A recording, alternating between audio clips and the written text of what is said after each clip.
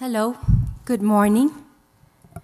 On behalf of Bruno Ferrari, Minister of the Economy, I would like to thank the United Nations Environment Programme, the Global Compact, the World Wildlife Fund, and global initiatives for putting together this Business for the Environment Summit. I would also like to thank Charles Emerson for introducing me and facilitating this plenary session. At the Ministry of the Economy, we appreciate initiatives that encourage social dialogue, and more so when it brings together the international community. It is through sharing knowledge, experience, and best practices that we will be able to tackle transcendental challenges that have no borders, such as the environment. Also, at the Ministry of the Economy, we are keenly aware of the importance for government and business to work together to share a wider understanding of the new issues that we are facing.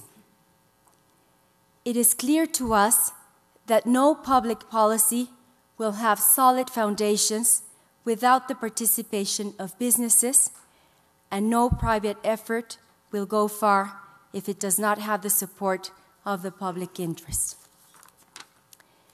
President Calderón has been consistently vocal about the commitment of his administration regarding the environment. As President Calderón has acknowledged at different fora, governments need urgently to work together with the industry in search of solutions to the apparent dilemma of growth or sustainability. Our economies must continue to grow. It is unacceptable to even consider stopping our development. It is unthinkable, especially for developing countries, to cancel the future for the sake of restricting the use of traditional sources of energy. At the same time, it is urgent to mitigate the greenhouse gases, encouraging the efficient use of energy, utilizing renewable energies, and transforming industrial processes into sustainable ones. However, climate change is a complex issue. It is so because of the following reasons. In the international arena, climate change talks and commitments suppose the convergence of the views of a very large number of countries, with different levels of development, difficulties, and legal frameworks. Internally, because it implies different interests and realities by various sectors in the society. This demands hard and coordinated work by the branches of government, executive and legislative, as well as by federal, local, and municipal levels of government. It also requires close dialogue among numerous agencies and proper interaction between the government and the private sector. The federal government recently created the Public-Private Dialogue Working Group to coordinate relevant agencies and business representatives. In such dialogue, the private sector has expressed the following concerns. The first one, the need to agree on a methodology to develop the so-called baseline, the necessary reference to determine mitigation goals. 2, to be consultant on Mexico's future international commitments regarding mitigation and adaptation goals. 3, access to financial support and transfer of technology. And last, the impact of climate change policies on trade. The main priority at the Ministry of the Economy is to achieve high levels of competitiveness. Green economy and climate change policies are increasingly linked to competitiveness. However, we still have an important pending portfolio in this regard. Creating better competition conditions in key sectors, promoting regulatory improvement, increasing investment in innovation, empowering consumers, strengthening the internal market, and furthering Mexico's integration in the world economy. These 6 specific competitiveness challenges are the agenda and priority areas of the Secretary of Economy these days. From the international trade negotiations perspective, my area of responsibility, we face a particular dilemma. How do we continue to lower barriers to trade while also combating climate change? The chairman of the Working Group on Trade and Climate Change of the World Economic Forum, James Backus, has warned, we must prevent a collision between trade and climate change that would be disastrous for both. This working group, which I am honored to be part of, is currently addressing relevant questions, some of them essential to understand the linkages between trade and climate change. Is a global treaty the first best solution for both trade and climate change? And if so, should a global treaty on climate change include a possibility of trade restrictions or trade sanctions to ensure compliance with climate change commitments?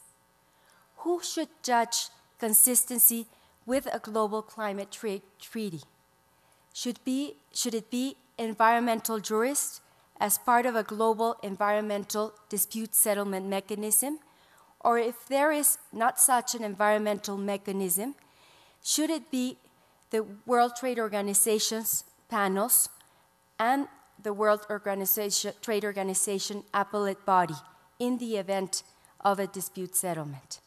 Finally, what should be the relationship between a global climate change treaty and the World Trade Organization rules? A global treaty on climate change should be the first best solution. We are already witnessing certain unilateral efforts in the world that may not be the best ways to address this issue. If national approaches prevail over a multilateral set of rules, this may promote or increase the risk of the adoption of measures that are inconsistent with the trade obligations of members under the World Trade Organization. In this regard, a multilateral climate change agreement could be the best vehicle to address climate change and trade issues in a coherent manner. In the absence of a climate change multilateral treaty, increases the need for World Trade Organization to provide a new framework of rules to address climate change and trade. If the latter does not occur, the great risk is that countries throughout the world will act at the national and subnational levels. If they were to act at the international level, they would very likely be agreeing to bilateral or plurilateral disciplines, but not fully multilateral ones, as it would be the ideal. A climate treaty should be incorporated into the World Trade Organization law to ensure that challenges of climate-related measures adopted by members can be judged by panelists and the appellate body considering World Trade Organization's obligations as well as rights under the climate treaty. This is far a better option than a case-by-case basis judgment of WTO panels. These are among the most relevant questions that are being currently analyzed and discussed by the international trade community today. Today, we are seeing the adoption of numerous domestic policies to address climate change that would very likely not survive the legal scrutiny in the WTO dispute settlement. Border measures such as customs duties, technical regulations, subsidies, taxes, among others. National governments intend, through these measures, to level the playing field for their local companies that have invested in green technologies vis-à-vis other foreign companies that have not. In addition, there is an acute concern that domestic producers may move their operations to countries with less strict environmental rules, or that domestic companies will face unfair competition by important, quote-unquote, dirty goods. The green agenda of the Doha Round negotiations is limited to the reduction or elimination of tariff and non-tariff barriers to trade in a very limited number of environmental goods and services, from energy-efficient light bulbs to water treatment plants. The objective is to reduce the price of such goods and services and, as a consequence, increase their availability in developing countries. Furthering this agenda is a must. Two examples of other issues to be considered multilaterally are to achieve a trade-off between the protection of intellectual property rights and the promotion of new green technologies, and at the same time allow reasonable access to such technologies. Or, well, to promote government procurement or climate-friendly goods and services. The environment challenges we face will need the best that all of us can give from our different trenches. I think it was very appropriate to refer to this Business for the Environment Summit as a call to action. This call to action reminds me of Antonio Gramsci's, the Italian intellectual, when he urged his contemporaries to address the social challenges of his time in the early 20th century, and I quote, "Educate yourselves, because we will need all your intelligence.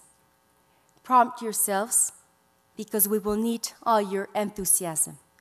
And organize yourselves, because we will need all of your strength." Thank you very much.